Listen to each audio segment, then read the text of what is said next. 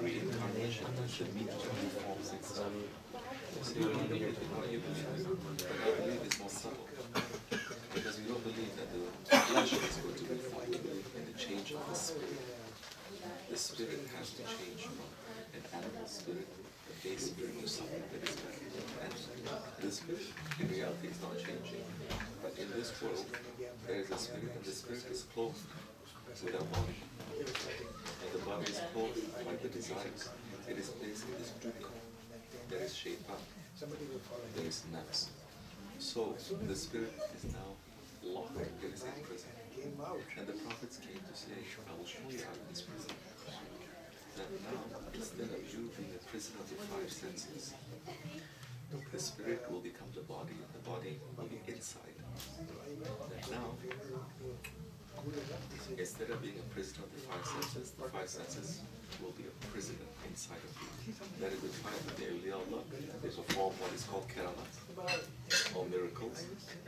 They can traverse through time and space, time and space inside of space. Where now, they are not slaves to the laws of nature, because the spirit is above nature. The awliya, they are above nature. The prophets, that they are above nature when it's necessary. So, they are offering us a way out of that prison that we have now. This is not our home. Hinduism, for example, reincarnation is this. This is not our home. We, in fact, even our physical bodies, is not designed for this world. Man is not designed. You ever see any animal in winter time, they wear a coat, summertime they take it off? We are the weakest. We cannot survive. In reality, our physical form, just by our physical form, cannot survive in this world, because our physical form is not even designed for this world. It's designed for paradise. But our physical form is just a copy of a copy of a copy of a copy of that design of Hazrat Adam that was for paradise. You understand? Which is why now this physical body, this body, has to change in the ground. The earth now has to clean us, to fix us. It has to clean us, it has to grind us. Those who did not clean themselves while they are on the surface of this earth will get cleaned. If you're cleaning yourself in the surface of the earth, like the prophets and the awliya and the salihin, that time your flesh is pure. Like they dig up bodies of prophets and saints buried hundreds of years ago, it's fresh. Shuhada, the Seyh, they are fresh. Hundreds of years old, but they're still fresh and alive. They're a soldier that was killed at the time of Gallipoli, Janakala. And they had to build a highway. And he's buried there. And he's shaking his heart. And they dug him up. He's over 100 years old. He was lying like this. Everything was still fresh and alive. Everything was pure. They cannot even move. They cannot move because now it's left. They say, no, the only person who can give you an order that will work, you have to find his commandment. They found old and still living in this commandment. So then they managed to carry him. When they carried him, they moved his hand, and there was a bullet that goes through the heart, and they moved it, and blood started coming out. So what? We think this world is just these five senses. They have not even discovered the oceans. They have not discovered the oceans. You think they'll be able to discover the skies. So many things they discover that doesn't fit. They try to hide. They try to spin lies. Because everything now will point to us. Everything will point to us. So,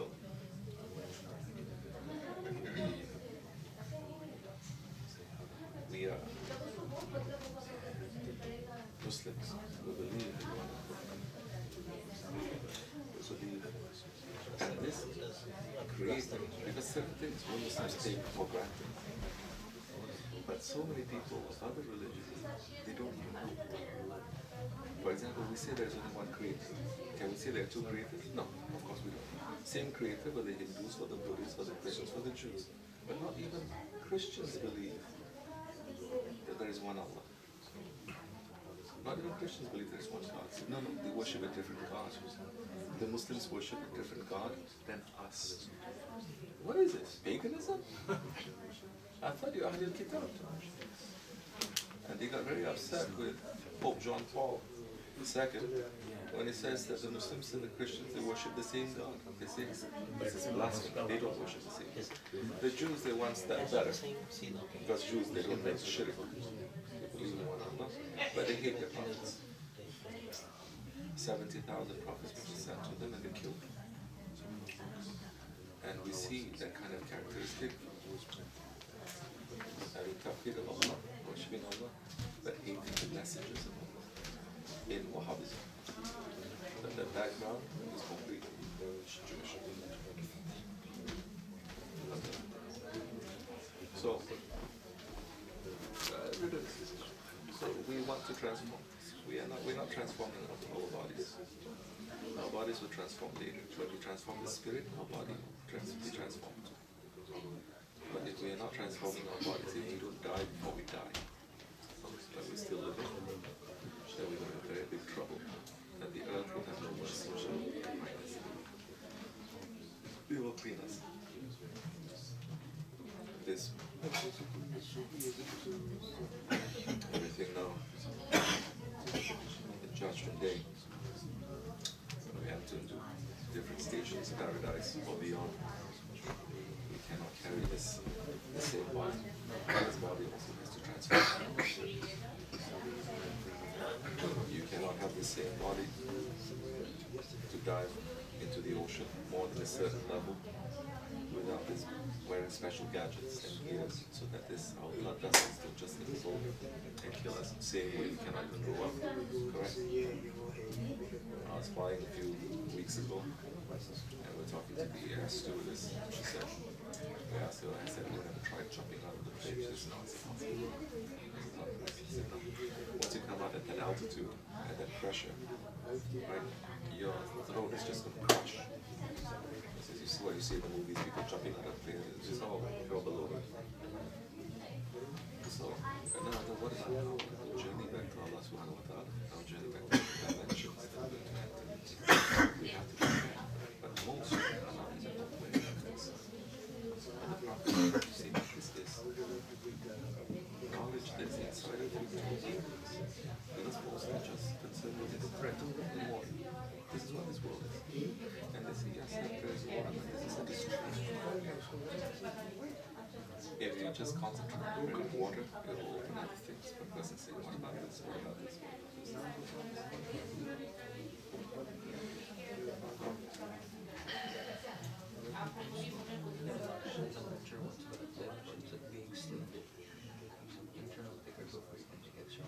Yeah.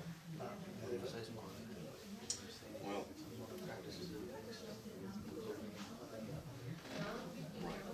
so, you see, this is a very forgotten treasure of Sufism. It's not just concept and philosophy. Okay? It is also very strict discipline.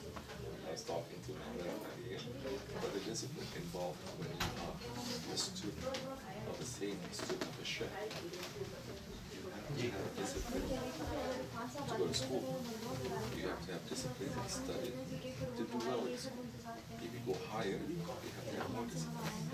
Right. And the higher that you go, sometimes they say, whatever that you've learned before, forget everything. You challenge you so much and they say, forget everything, now I'm going to teach you something. First, we begin with physical discipline. Physical discipline is also the beginning because one, you have to sing La ilaha illallah Muhammad Rasulullah. You have to pray. Can we physically, any way that we want when we pray? 1400 years they tried to change it, we cannot. You cannot move. In fact, all four mazhabs agree that if you move 3 times, it's invalidated. especially in the Shafi'i mazhab, if you move 3 times, even a finger, a digit, continuously, your prayer is finished. Then you have to start again. It's batil. So, because our spirit now is locked inside the body. If we're not telling our body, okay, sit. How are we going to control our nerves? You've been to Japan, right? Japanese people are very right, very Islam. That is going to open in the akhir zaman, not now. Sultan Abdul Hamid Khan, the last Ottoman Sultan, sent delegations, not just gifts, delegations, and certain secrets and certain saints there to plant certain things for the akhir. But with that amount of discipline, what do? You have all this energy. Now you are collecting it and you're focusing it. And you're saying to your body, I have power over you. You don't have power over me. To begin with, we're not talking about internal zikr first yet. Okay, external there to begin first. Now, when we make our zikr, there's a certain way that we sit, a certain way that we breathe, a certain way that we calm our body. We become very sensitive, very aware, and we become very aware of our breath. Now we're moving into the 10 principles of the Nakshibendi order, the awareness of breath, which we don't talk about all the time like that, because so many people have done it and it's just baloney. Or it becomes again a discussion of philosophy. Our Seyh is not really opening it up, but he's teaching that in, if you look carefully, read between the lines, it is there. We say Allah. How many shaykhs you hear telling you, when you say Allah in loud zikr, control your breath. Forget about your mind, your thoughts, what comes into your mind. Certainly, first control your breath. Because if we're undisciplined with our breath, how can we be disciplined with anything else? This is not Hinduism or Buddhism, discipline of breath. No, this is just, okay, breathing with Allah or breathing in ghaflat, in heedlessness. Now you make a zikr. Allah, Allah, Allah, Allah, Allah, Allah. How many Allahs can you do until the end? Are you even aware of that? Then you start again. How many Allahs can you do? How many salawats? How many la ilaha illallah? Now what are you doing? You're controlling your breath. You say you breathe any way you want, all the time, 24/7. Now I want you to breathe the way I want you to breathe. You put in some will. You move any way that you want. Now you start to have more wakefulness and control. You say, why is my toe moving? Do I have to move it? What happens if I don't move it? No, I have to. So you understand yourself. You start to understand your ego. You start to understand how the ego has hundreds and thousands of tricks and traps to distract you from Allah. So once now you become very aware and you become more disciplined, and that time more rahmat comes, more energy comes. This is just a zikr. And so many, you can't do that too much. And we're not concentrating on that too much because people, they don't come prepared. Preparation is just not saying, oh, okay, Hoja is going to come, Seyh is going to come, they're going to come. But what do we actually do? Do we pray about it? Do we think about it? We know that if we want to go to a vacation, we cannot just jump from work to go to the vacation. We have to prepare everything for a vacation. Then what about the Holy Association? Now it comes, other kinds of discipline has to come. Now it's not just sitting. Now it has to be wearing. What you wear is also discipline. Because there's certain things that you wear that puts you in the mood. Everything that we wear puts us in the mood. Now, what better way to put us in the mood to remember Allah than to wear the clothes that Allah subhanahu wa ta'ala loves. No, so that is another kind of preparation.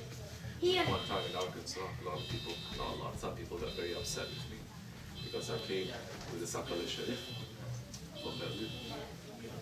And there were people there last year, you see them, they're wearing Islamic clothes. And they say I'm coming because they start to follow other people. Then they're wearing ripped jeans and stuff to greet the Prophet.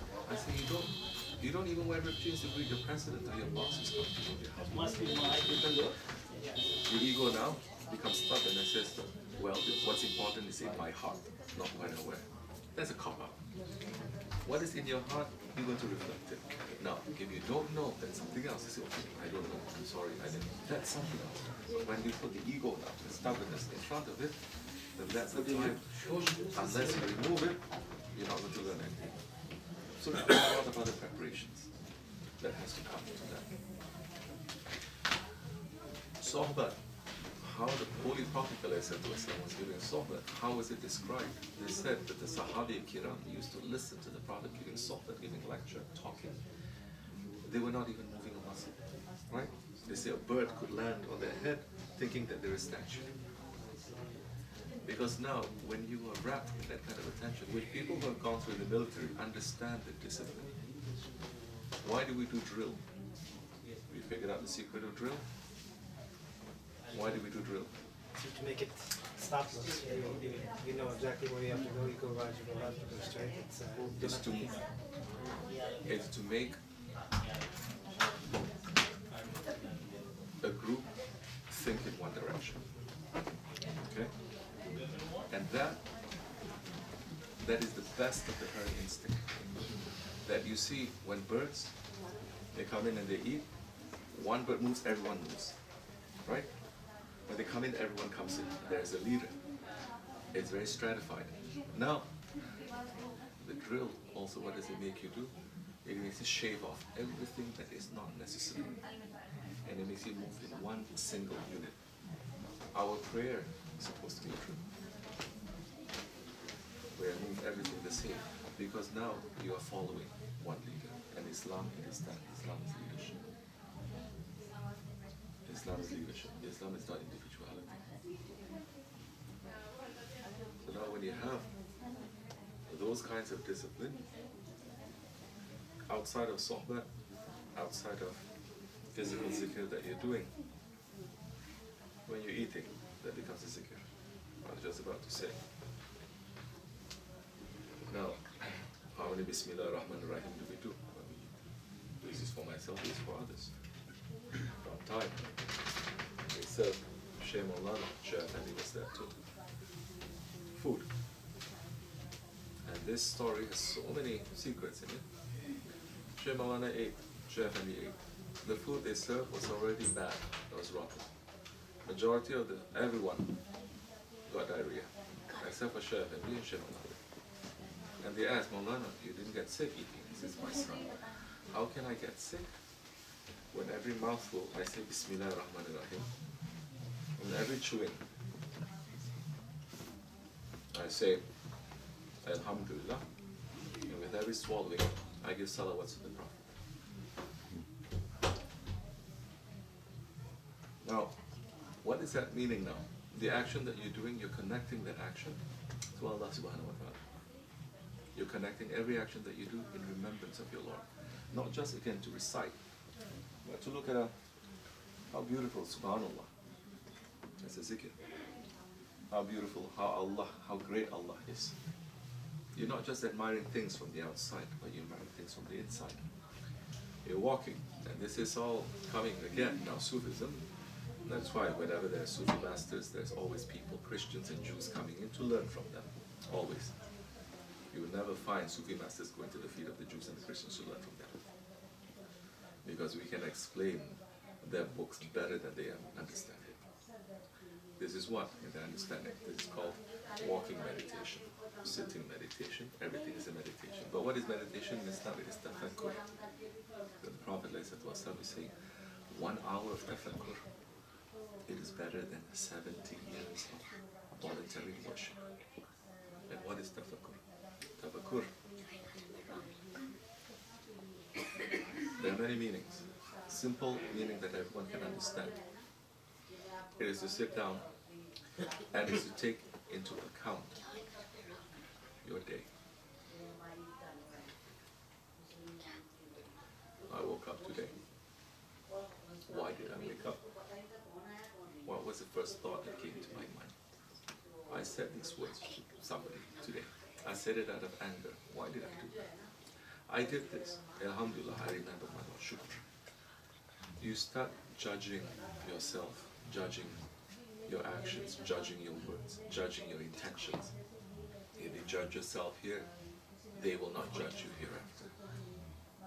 If you don't judge yourself here, they will judge you very heavily hereafter. Once you're in the habit of judging yourself now, you don't wait till the end of the day to judge yourself. When you're doing something, you judge yourself. When you're looking, you judge yourself. When you're speaking, you judge yourself. When you're speaking, when you're doing, then you feel the presence of your Seyh, you feel the presence of the Prophet, you feel the presence of Allah. Because you know, even if I pick up this glass and I'm going to drink, and say I have to pick up this glass the way that my Seyh picked it up. Because he learned it from his Seyh, who learned it from the Prophet. Now there is a silsila. Now there is a way to drinking. As an unbeliever, there's a way to drink. As a believer, there's a way to drink as a prophet. Now, depending on where you are, what kind of responsibility, now you're going to put yourself according to that discipline. Understand? Now, you're going to be afraid to even introduce new things that you see your Seyh has never done. Same way that, I forget which scholar it was, to eat the melon, watermelon, the squash, melon, it is sunnah, no? Prophet said to us to eat it. But there is one saint, scholar, he says, I never eat it. And they ask him, why? Isn't it sunnah? He says, because I don't know the sunnah way of cutting the melon. And if I cut it without knowing what is the sunnah way, I'm just following my ego and I'm going to make a guna, a sin. That's why I stay away from it. This is, we're talking about refinement of character. So you become very, very, very careful. And those who are close to Allah subhanahu wa ta'ala, they're very careful. Why? Because those, if they love someone, you get very careful. Because everything that they do is to make that one to be happy with them. They're never going to do anything to make that one to be upset. So this is the care and the concern. There's a reason for discipline, not just for itself, but you become aware. What happens then when you become aware of yourself?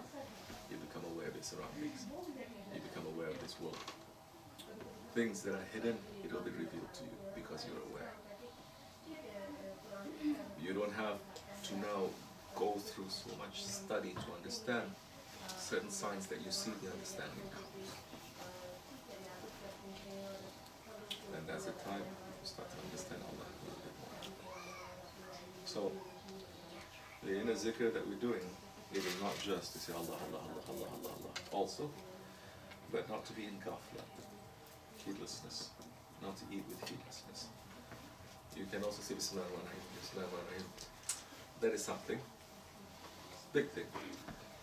But to eat and to say Bismillahirrahmanirrahim and to think about SubhanAllah, how Allah subhanahu wa ta'ala has blessed us by giving us this food, that millions they don't have this food. How Allah subhanahu wa ta'ala has blessed me so much, and how I wasted this food. Maybe not physically, but not appreciating it. That becomes tafakkur. You understand? We don't want to talk too much about this because it gets very heavy too. You know? Because there was a Sahabi Kiram who wanted to see and to witness the zikrullah of creation. Because everything remembers Allah, desire for Jericho, everything remembers Allah. So he wants to see. After later he says, no need. He insisted. I said, we will see. So we finish eating. I cannot talk about such matters, bathroom matters, when there's food here. Now we're getting into the field of adab. But just to give you an example, astaghfirullah, he went to the bathroom, and as you know in Sharia, if you cannot find water, you can take something like stones, for instance, to clean yourself from it. He started taking it, and the stones started saying Allah. How is he now going to use the stone to clean himself? He dropped it. He picked it up again, he says Allah, Allah, Allah. Now how is he going to clean it up? So he's caught now. Now he just put on his pants, he ran to the Prophet and says, please close it for me. I cannot carry this. So the Seyh also has Yes, this knowledge, but he must have the knowledge of the Jama'at also. So that he knows what to take, when to take, and what to give, when to give, so that he can carry. He cannot give them more than he can carry, otherwise it's going to be a burden to them. Inshallah, we will understand this a little bit more. You know, in the old days it's very easy. Everything is connected to religion or tasawwuf or Sufism or Islam. Why is it easy? Because we lived in Islamic civilization. You know, during the time of the Ottomans, they took the traditions of the Prophet and they put it in their lifestyle. Not just behavior, but things too. Food that they eat, water that they drink. The rice with saffron, it was first made in commemoration of Hazrat Hamza. So whenever they eat rice with saffron, they would recite Fatiha for Hazrat Hamza. So the food is sanctified, is made holy. You have a profession. What are you? You are a shepherd, or you own sheep. Before you open your business, you recite one Fatiha for Hazrat Musa alayhi salam, because he was a shepherd for 7 years to Hazrat Shu'aib alayhi salam. So there is a direct connection to their everyday prosaic lives, to the lives of prophets and saints. And there is a close connection. They would not even eat something that has no connection to Islam, no connection to Islamic civilization. That's when we had our own civilization. They would not even wear the clothes of unbelievers. Now we're completely separated. So now to make that spiritual connection, it is not too easy. It doesn't come so naturally. This is not to say we have to deny everything and live, but you know, if you want to become a good doctor, if you want to become a good engineer, you want to become #1 musician or whatever, to a certain point you say, I have to deny this whole world and just concentrate on my studies to become the best, isn't it? In this world. So why not in spirituality? Why is this bad in spirituality? Yeah. Astaghfirullah as you want to do that. Which is why now Sharia cannot function in this world properly, because we are concerned. I brought up the example of the people who brought rotten food for Seyh not knowing it. Muslims today, they're invited to go to a Muslim's house and they serve them food and they dare the guest with disgusting adab, they dare to ask their host, brother, is this halal? Understand? To eat rotten food, it is not really permitted in Islam. You're not permitted to eat anything that harms yourself. But Hazrati Omar, he drank poison. Because when something that is served, it is according to your station and belief too, something is served to you, you cannot refuse it. Tawakkaltu in Allah. You trust in Allah and you have to eat it. You don't even question it. And that poison became an antidote for him. People are concerned about halal and haram of chicken, but we all know also to a very large degree the halal business industry in America is a big scam. We want Sharia, want to live. The money we have in our pocket is haram. It is not permitted by Sharia. Gold and silver is what we're supposed to use. For 1,300 years is what we live with. Capitalism is forbidden in Islam. So now they made Islam into a personal religion, not a systemic religion, not a religion that changed the whole system. This makes us very weak. So even if we have 2 billion or 3 billion or 7 billion, we're still weak. So should be busy with ourselves, inshallah. I cannot speak more than that. We are not ready to speak more.